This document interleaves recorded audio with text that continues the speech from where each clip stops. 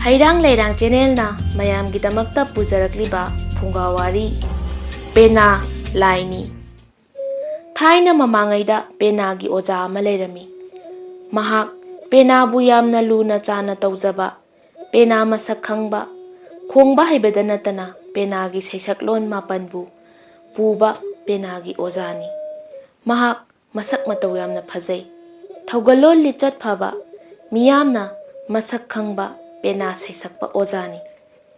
Mahakpu khul kayagi miyoisingna Pena sakpiyu haiduna pau se toina laklami.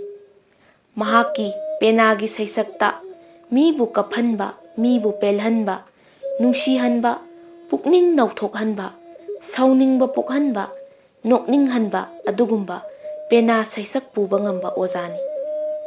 Numidang wairam oirabadi ojadi mayumda leite. Pena sakpa hekta chatki. Leibaki ningthauna mana mathum piduna khuji tan men masing lakamdana phangkhraba ojani. Miyamna hainaba lei mataw leiba Pena sakpa ojani. Khul khul khudingda ojada haijaruba matamda yabiraknaba haiduna khul khul khainaduna ahauba ensang pijaduna Pena seisaklingaigi matamda nga thongduna ojabu mabuk pena seba tawi. Ojagi chana thaknaba langbadi leisabi ani ahumna thong thaktuna pijai. Ojasu machagumba masugumba leisabi machasingbu luna chana tawi. Ahaloiraba Pena gi ojana ningthijaba phijol setuna numidang wairam khudingi khulgi laimangda Pena saktuna haukraba laigi migi laigi ariba laigi wari kaya paring lisang sitna numitra mangani kunni kuntrani thaugalli. Pena sakpada miyamna angamba sel kaya thaduna ikai khumnai. Ojana numit ki oina mathang manaw naina Pena seisaklon mapung phana khulgi sahong ahongnaba punsi nungsangnaba khulgi laida thaunijaduna Pena gi thauramlon pangthokjai. Mahaki sebok khombangba puraktuna mahaki oida phida ama thabiduna Pena gi tengbang oinanaba thaugalhalli. Numit masing suraduna Pena gi seisakpa loiduna khunna angamba sendai tawduna ojabu khurumnai. Ojana mayumda leirabasu mahaki makhada Pena tamba kaya laktuna Pena marol isei seisak tamnari.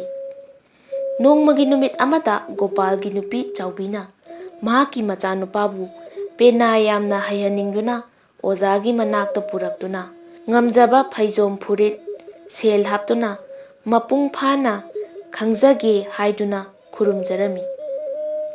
Ojanasu harau harau yabiraduna Pena ama semgatpiduna chawbagi machanupa Pena tambiri. Chawbagi machanupa toloibabu ojana ningthina Pena khongba taklami. Mamanasu macha toloibabu mafam matam khangna lamjingbiduna ojabu thaugalon tawduna mahai masing tamhalli. Mahai tampham sang school-dagi halaklaga ojana sangba numit khangna Pena gi khutlon kayasu toloiba tamle. Mayumda halaklagasu Pena kanna oirairakle.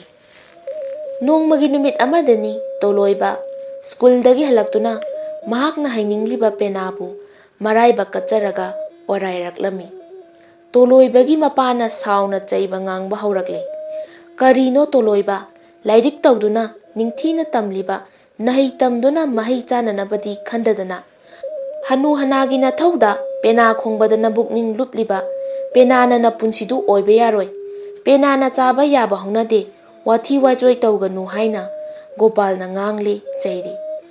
Toloiba mapagi wabu kibadagi mapagi yathang hiktokpa ngamdre. Ojagi mayumda Pena tamba lakdre. Mayumdasu oraidre. Chawbinadi machanupa Pena haihaningbanina magi nupa Gopalda ichasi Pena tamhalasi lairiksu ningthina tamhansi. Lairiktana chaba yaba nate Penasu mahai makhalamani ipa ipugi laigini aikhoina kanna thingba phatte hairami. Magi nupigi wa tabada Gopaldo haifam khangdana yanindrabasu adumak yari. Mamana machabu amuk lamjingbiduna Ozagi manakta chathalabada toloiba Pena amuk mafam matam chana Ozagi mayumda Pena orairaklami. Nongmagi numit amadani thenglaba hingda toloiba Pena orairamlaga Penadu mafam chana imung laigi manakta yansinduna hipa changlami. Gopal athengba hingduda machana tumthakhrabada tuminna hogatuna Pena adu lautharami. Gopalna Pena khongban adu thugairi chajing adu thudekli aduga yumgi laining thaugi laimangda kom tawduna atekpa Pena adu khomjillaga pulap phumjinkhre. Gopal tuminna phamungda kakhatuna tumkhre. Numit adudagi hanagi matawgum Gopal Pena tathirubana tumthaba yadre. Nisa chaba yu thakpa Gopal ahing tumba sungya yadre. Nongalabada toloibana Pena khongba oraiba matam chare khalladuna Pena yanphamda changlubada Pena yalamdre. Mamada changduna hangbadasu thiba khangdre. Mapana losiliba oiramgani ningladuna toloibana mapada Pena piyu hairami. Mapana hai angang lamhenba nangi Pena adu korau kakhrabani hairami chairami. Toloiba numit adu mamittagi mapi chadum taduna kaplami. Numit adudagi toloiba Ozagi mayumda numit kayani Pena oraiba chatkidre. Pena tathiruba Gopal nisa chadrabasu numit khuding ahing tumba sungya yakidre. Athengba ahing khuding Pena khongbagi makholna mana kongna nilladuna leiri. Mahakna mahaki nupida ahingda Pena khongbagi makhol ta lakpra haina hangbadasu tadi haina kumlaklabada Gopal haifam tawfam khanglaktre. Gopal ahing suktum tumlaktabana yamna kanna narakli. Laibaki akhang ahai maiba maibi kaya tanaduna layengbada phaba ngamlaktre. Nongmagi numit amada tumba yadraba Gopal khangtum tumtharaklabada magi mamangda nupa amaga nupi amaga laklaga he Gopal nahak miyoiba marakta laininglibra laininglabadi nahakna Penabu leiron chalurabanina nayum masi sidoktuna aigi laisang ama saw madudata nangi aphabu oijau haina taklari. Nongalaga Gopal soli hogatuna laining thau chetna thagonajari mayum sidokle laisang ama sari. Laisangdagi khara chatharaga mayum ama sari. Gopal Pena si laini haiba thajaruduna machabu Penagi Ozagi manakta masamak chattuna tamnanaba achangba Penagi sel puthoktuna Ozada haijari. Machabu Ozada sinajari. Toloiba Ozagi mapandagi Pena saisaklon khangladuna miyamna masak khangba ama oiraklabada Gopalsu nada yektana punchi nungsangna nungai yaifana pankirami.